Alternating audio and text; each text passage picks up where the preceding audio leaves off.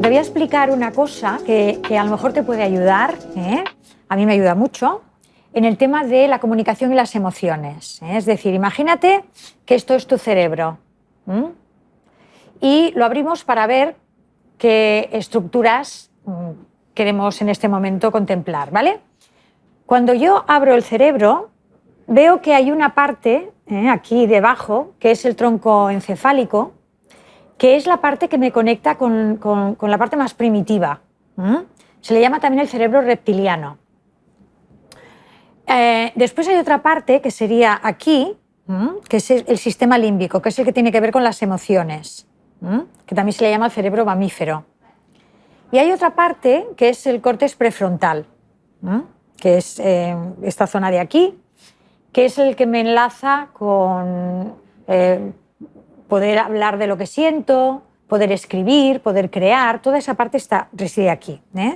Es decir, esta parte es la parte más primitiva y solamente me permite desde aquí el atacar, huir o bloquearme. Lo tendrían los animales, algunos animales. Los reptiles. En la época prehistórica, cuando no existía todavía vida en la Tierra, los animales que tenían esa zona, igual que nosotros, eran los reptiles. Los reptiles solamente pueden, pues eso, tengo hambre, tengo sed, tengo sueño. Luego, millones de años después, hubieron unos nuevos seres, los mamíferos, que incorporaron a esa estructura una nueva que es el sistema límbico. Por eso, si yo tengo un perro o un gato como mascota y tengo un lagarto, pues mi relación con el perro y el gato es más intensa porque ellos tienen una parte emocional, pero el lagarto no. Y en los primates superiores tenemos el córtex prefrontal, que podemos comunicarnos hablando. ¿De acuerdo? ¿Esto cómo funciona? Esta parte de aquí se activa en 1 milisegundo. Esta tarda alrededor de 4 o 5 milisegundos. Y esta zona, 10. Esta es la más rápida. Y esto, que en la época de las cavernas me ayudaba, porque cuando yo oía un ruido, imagínate, pues eso, en la época de las cavernas, si yo oigo un ruido, no me puedo poner a pensar. Desactivo esta zona y ¿qué hago? Ataco, huyo o me bloqueo. Cuando ya ha pasado la situación de riesgo, vuelvo a conectar y entonces me pongo a pensar sobre lo que ha pasado. Pues esto, que me ayudó en aquella época y me sigue ayudando, es algo que yo lo voy haciendo cada día. Es decir, cuando tú me dices algo que a mí me molesta, que yo me siento agredida, si es algo muy intenso, o sea que para mí tiene unas connotaciones muy, muy fuertes, ¿qué ocurre? Que yo desconecto esta zona y me pongo en modo reptil. ¿Y desde aquí qué hago? Atacar. Te ataco, huyo o me bloqueo. Claro. Esto nos pasa muy a menudo durante el día. Sobre todo nos suele pasar más con la gente más cercana, con las personas con las que yo tengo unos lazos afectivos. Claro, ahí no hay ningún razonamiento. En ese momento entras, o sea, ¿qué es lo que hay que hacer? Parar, retirarse, ¿no? Claro.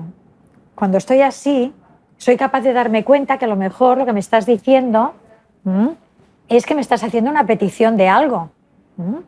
A lo mejor imagínate que me dices, es que siempre estás con tus cosas y no haces un puñetero caso. Y entonces, si yo me siento atacada, me pongo en modo reptil y pienso, eres un egoísta porque no te das cuenta del esfuerzo que yo estoy haciendo para no sé qué, no sé cuánto. Sin embargo, si yo soy capaz de pensar, de quedarme centrada, puedo pensar, es que lo que me está pidiendo es que esté más por ella. Yo a veces, cuando estoy en esa situación, no solo digo no sé cómo he llegado a discutir, sino que tengo la sensación, igual también a veces digo por la medicación que me han dado, por lo que sea, por la menopausia, por todo, de que me enfado conmigo misma y me voy retroalimentando. Sí. O sea, de hecho, mis hijos me dicen, ostras, para, stop, porque ya empiezo a enfadarme más. Claro. Ahora lo que voy a hacer es interiorizar la parte que estás diciendo tú de cerebro reptiliano, ¿no? Me has dicho. Sí. O sea, voy a intentar decir, estás en este modo. Por lo tanto, la técnica es parar y coger aire, ¿no? Para claro. dejar que... Como decían estos sabios antiguos, ¿no? Lo de cuenta hasta 10 antes de decir... Sí. Bueno, pero no vale lo de 1, 2, 3, 4, 5, 6, 7, 8, 9, 10... No. Sino coger aire y parar. Y a veces lo que va muy bien, así en núcleos familiares, es que lo sepáis los 4. por ejemplo, ¿no?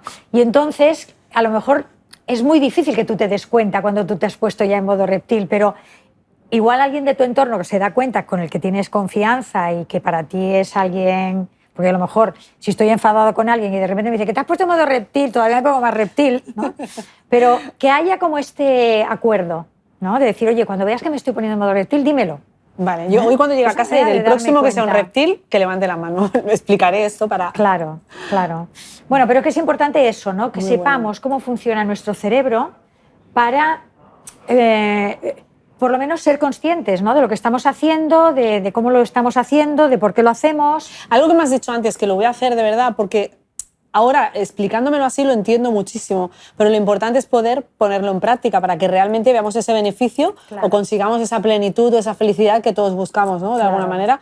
Es lo que tú has dicho, un cajoncito, como si fueran herramientas, ir metiendo ahí cada papelito con cada cosa, decir qué recursos tengo, ¿no? Pues voy a hacer lo del agradecimiento, voy a hacer esto, voy a apuntar este de reptil también. Muy bien, muy bien. Y no, a lo mejor lees un libro, ¿no? Que de repente te dices, ay, mira, esto me parece importante. Pues igual, todo lo que sean herramientas, pues las pongo ahí. Y de vez en cuando me las miro y digo, a ver, esta semana voy a utilizar esta. A ver qué tal me va. A ver qué pasa, porque entonces las vas interiorizando.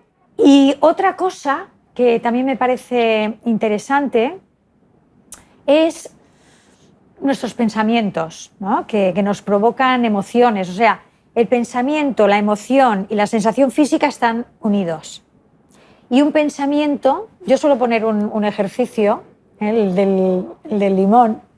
Ostras, es verdad. Cierra los ojos, imagínate que tienes un limón en la mano, imagina que lo cortas por la mitad, imagina que te lo pones en la boca, que lo chupas. ¿Y qué está pasando en tu boca? Que salivas. Vale, sí, eso suele pasar, ¿eh? Pues si yo me concentro lo suficiente, suelo salivar. Y la siguiente pregunta es, ¿y dónde está el limón? En mi pensamiento. Pero ese pensamiento me ha provocado una reacción física, que estoy salivando. Eso me pasa siempre con todos los pensamientos. Con lo cual, si yo me doy cuenta de que estoy pensando que esto va a ir fatal, la enfermedad va a progresar, o mi familia está sufriendo muchísimo, ¿qué va a ocurrir?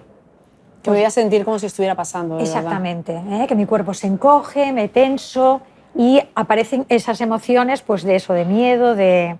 Con lo cual también es importante darnos cuenta de que mis pensamientos son pensamientos, no son realidades. Correcto. No siempre, pero yo las interpreto como si fueran realidades. Con lo cual, de vez en cuando, parar un momento, y a mí me gusta mucho lo del círculo de control, influencia y preocupación, es decir, cuando hay algo que me preocupa, lo primero que tengo que hacer es parar un momento y decir, ¿eso que me preocupa, su solución depende solo y exclusivamente de mí? Pues venga, voy a hacer un plan de intervención para solucionar eso que me preocupa. Correcto. Pero... ¿Hay una parte que depende de mí y otra no? Pues me voy a centrar en eso que depende de mí. O eso que me está